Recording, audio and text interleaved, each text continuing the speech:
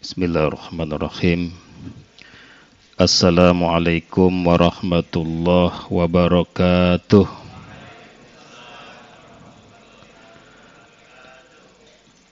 Alhamdulillah alladzi anzala sakinata fi qulubil mu'minin liyasdadu imanam ma'a imanihim. Ashhadu an la ilaha illallah wahdahu la syarikalah wa ashhadu anna Muhammadan abduhu wa rasuluhu la nabiyya ba'dah. Allahumma salli wa sallim wa barik ala sayyidina Muhammadin wa ala alihi wa sahbihi ajma'in, amma ba'du.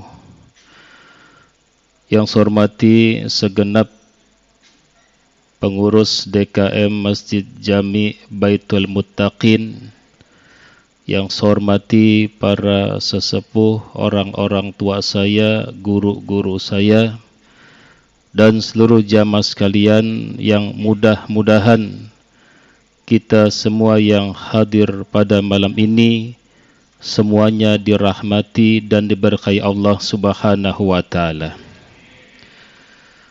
Bapak Ibu yang saya muliakan, malam ini saya ingin bicara tentang sesuatu yang pasti akan kita alami. Tanpa kecuali pasti hal ini akan dialami oleh kita semua. Apa itu al-maut? Yaitu kematian. Jadi sekuat apapun manusia, sehebat apapun manusia, sekaya apapun manusia, pasti pada akhirnya akan kembali kepada Allah Subhanahu wa Ta'ala. Dan ini kita yakini semua. Kita meyakini dengan seyakin-yakinnya bahwa setiap yang bernyawa itu pasti akan mengalami kematian. Cuma persoalannya, kita yakin kita bakal mati, terkadang kita sering melupakannya.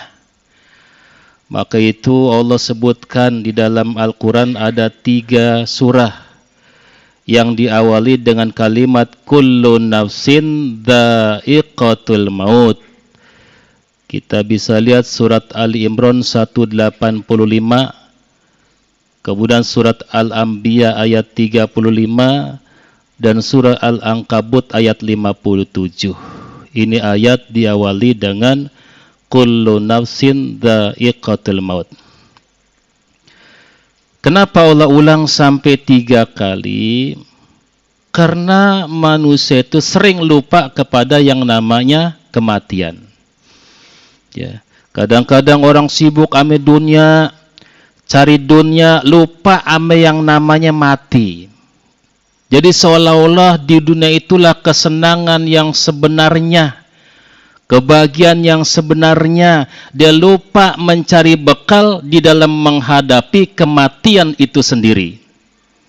Ya, jadi ada orang sibuk 24 jam cari dunia, tapi dia lupa sibuk mencari bekal untuk akhirat nanti, untuk hari kematiannya. Maka itu pantas kata Nabi, siapa itu ketika Nabi ditanya, ya Rasul, siapa sih orang yang cerdas itu?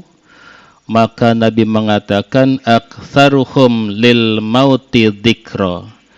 Orang yang cerdas itu adalah orang yang banyak ingat kepada kematian. Wa ahsanuhum lima ba'daus i'tidadan. Dan yang paling baik persiapannya menghadapi kematian, ulaika aqyas. Itulah orang-orang yang cerdas. Maka Bapak Ibu nih, Masya Allah, termasuk orang yang cerdas. Kenapa? Sibuk cari dunia, tapi nggak lupa juga sibuk cari akhirat. Makanya di dalam bulan Ramadan kita semangat ibadah. Kenapa? Kita sholat, kita ke masjid, kita baca Quran, tidak lain semua itu dalam rangka bekal kita untuk menghadapi kematian. Maka kalau ada orang, para jamaah sibuk cari dunia, bulan Ramadan sampai nggak puasa, bulan Ramadan sampai nggak ingat kepada Allah, ini bukan orang yang cerdas. Orang yang cerdas silakan cari dunia, Pak. Boleh nih yang masih aktif siang cari dunia, silakan. Tapi jangan lupa kepada akhirat. Jangan lupa cari bekal akhirat. Itulah orang yang cerdas. Ya, karena kita nggak tahu kapan kita bakal mati, hadirin ya. Kadang-kadang, Masya Allah, banyak tuh tetangga kita. Kemarin masih ngobrol, sekarang udah kagak ada. Begitu. Ya. Kenapa? Karena mati ini dirahasiakan oleh Allah Subhanahu wa Ta'ala. Walaupun sesuatu yang pasti, tapi mati itu dirahasiakan oleh Allah. Yang dirahasiakan yang pertama auqat, waktunya. Nih saya nih sekarang bisa ngomong, Pak, karena saya masih hidup. Dan kita semua nggak tahu kapan waktunya kita mati. Hari apa, tanggal, bulan, tahun berapa kita nggak tahu.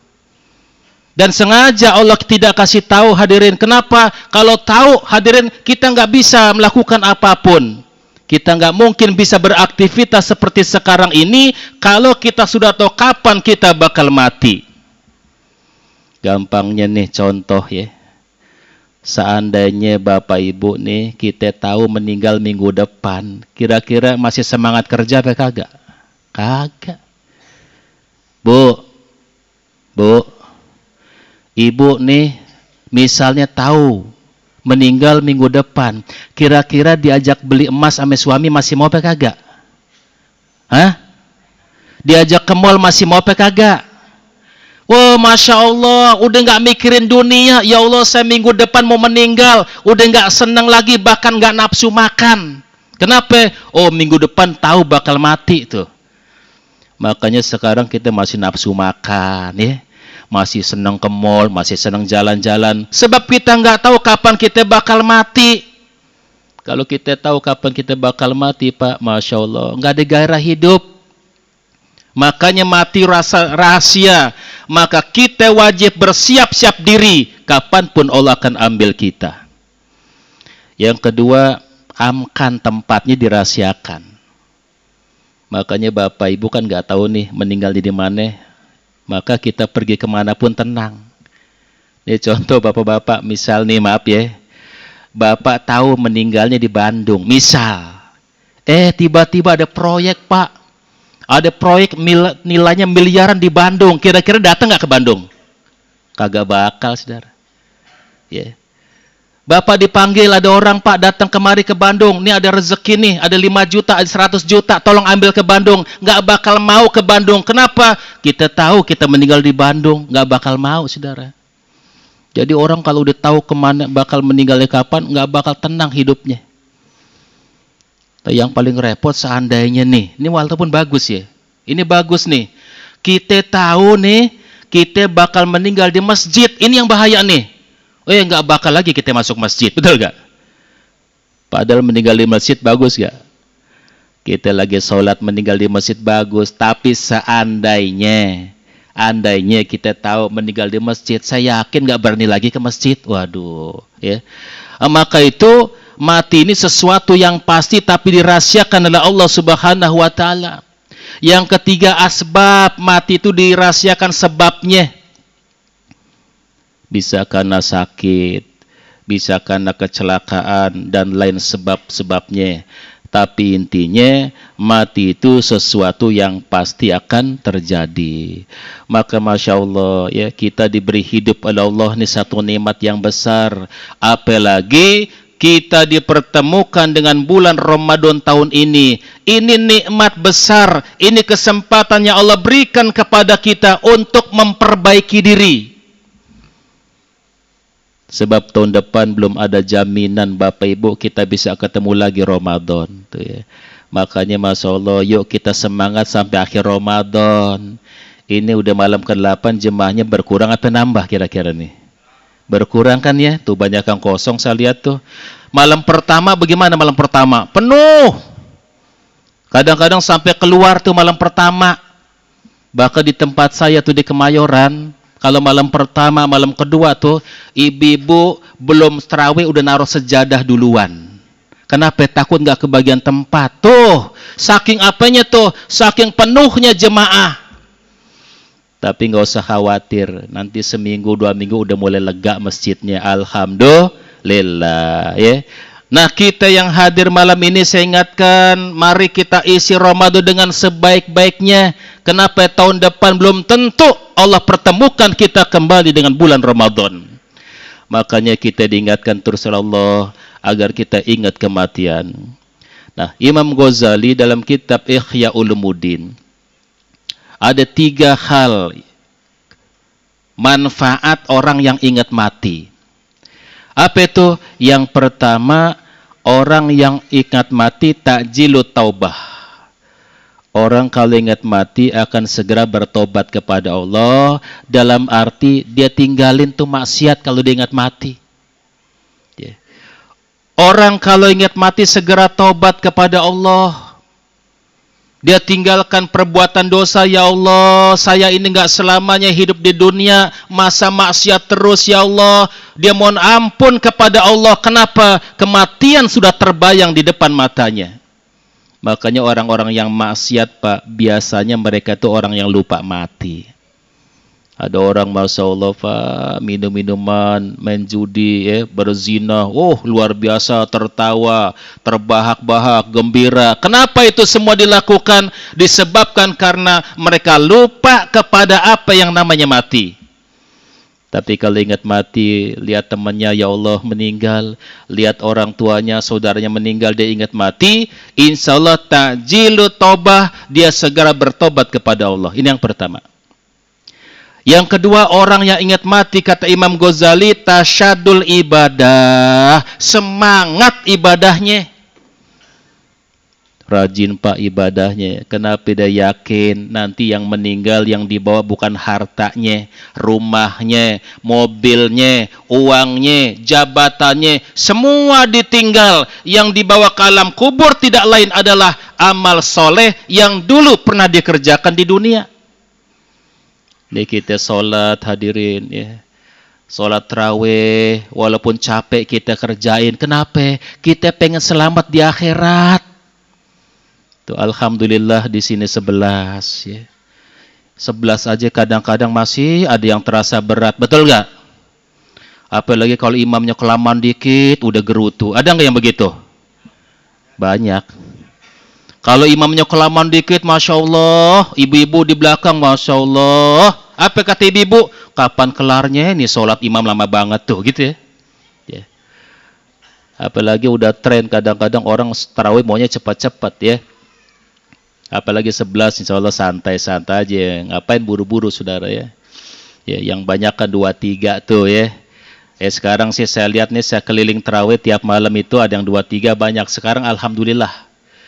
Dulu waktu saya masih remaja, hadirin, Masya Allah, itu ceramahnya ngobot luar biasa. Baca Fatihahnya, Bismillahirrahmanirrahim, Allahu Akbar, Allahu Akbar, sami Allahu liman hamidah, Allahu Akbar, Allahu Akbar. Wah, itu luar biasa cepat. Habis tarawih, Masya Allah, Pak, 3 ibu tuh pada patah kakinya. Kakek-kakek langsung diurut masuk rumah sakit. Kenapa? Kecepatan sholatnya, ya. Maka sholat itu harus ikuti aturan juga. Tumak ninahnya kita jaga. Tuh, yang kedua, tasyadul ibadah. Orang yang ingin mati semangat ibadah. Apalagi di bulan Ramadan. Jangan dianggap remeh ini sholat tarawih, ya. Sebab ini qiyamul lail di dalam bulan Ramadan. Maka itu buat bapak-bapak nih, ibu-ibu, saya ingatkan, yuk tiap malam kita sholat tarawih. Insya Allah yang full sholatnya, itulah orang yang mendapatkan Lailatul Qadar. Kemudian yang ketiga, wal qanaatul qalbi. Orang yang ingat mati tenang hatinya. Enggak silau dengan dunia. Tetangganya beli mobil baru, hatinya enggak hasut. Kenapa? Itu dunia semua. Ya. hidupnya tenang, ya, walaupun hidupnya enggak serba mewah, walaupun hidupnya sederhana, tenang. Kenapa? Tujuan kita orang beriman bukan dunia, tapi akhirat. Sebab kata Allah, wa ma hadhil hayatud dunya illa lahu wa la'ib wa inna darul akhirata lahiyal hayawan law kanu ya'lamun. Dan tidaklah kehidupan dunia ini melainkan senda gurau dan permainan, dan sesungguhnya negeri akhirat itulah kehidupan yang sebenarnya jika kamu mengetahui, ya. Tuh yang punya jabatan, yang jadi orang kaya, ya cuma permainan senda gurau. Itu kehidupan yang sementara, tapi kehidupan yang sebenarnya kata Allah adalah nanti di dalam surganya Allah Subhanahu wa taala. Maka itu mudah-mudahan Bapak Ibu, kita semua yang hadir pada malam ini beserta anak keturunan kita, insya Allah diwafatkan dalam keadaan husnul khotimah, mati yang baik, mati dengan membawa iman dan Islam, kumpul bersama kita semua dalam surganya Allah Subhanahu wa ta'ala. Nah, ini saja hadirin kultum Ramadan yang bisa saya sampaikan. Intinya, orang yang cerdas itu adalah orang yang selalu ingat kepada kematian, dan itu orang disibukkan untuk mencari bekalnya. Itulah orang yang cerdas. Mudah-mudahan kita semua dikumpulkan di dalam surganya Allah Subhanahu wa ta'ala. Demikian para jamaah, kalau ada yang benar datangnya dari Allah, kalau ada yang salah datangnya dari diri al-fakir. Lebih kurangnya saya mohon maaf. Wabillahi taufik wal hidayah wal afku minkum. Wassalamualaikum warahmatullahi wabarakatuh.